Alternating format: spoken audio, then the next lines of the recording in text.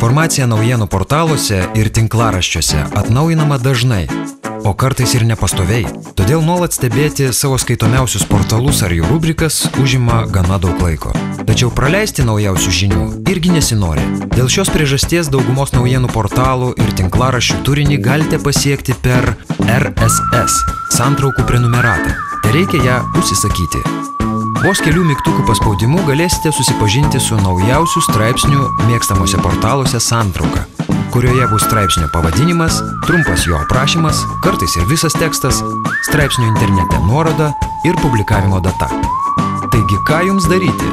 Tarkime, naudojatės telefonu, kuriame yra įdiegta RSS skaitymo programa arba interneto naršyklė su RSS skaitymo funkcija.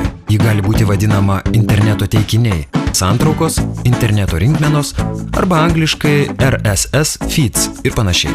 Ji dažniausiai žymima štai taip.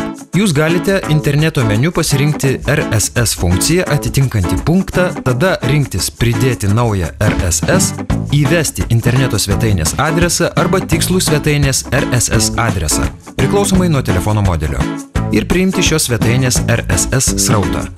Yra ir kitas kelias, tiesiog naršydami internete ir radę RSS simbolius ar nuorodas, vadovaudomėsi nurodymais, priimkite srautą į telefono RSS skaitytuvą. Jeigu naudojatės telefonu, kuriame nėra RSS funkcijos, iš pradžių įsidėkite naršyklę, pavyzdžiui, Opera Mini. Naršydami internetą ir pamatę, kad puslapis prieinamas per RSS, vadovaudomėsi nurodymais tiesiog užsiprenumeruokite RSS santraukas.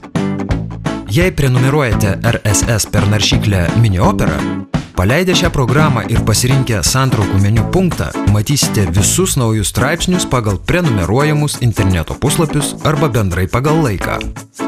Jei prenumeruojate RSS per telefono meniu, tą patį matysite apsilankę atitinkamoje meniu skiltyje. Kai kuriuose telefonuose galima nustatyti, kad naujausi prenumeratos įrašai būtų vaizduojami tiesiog telefono ekrane. Taip naujausią informaciją pasieksite dar greičiau ir patogiau.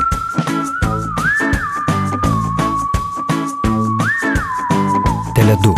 Ką mokėti daugiau?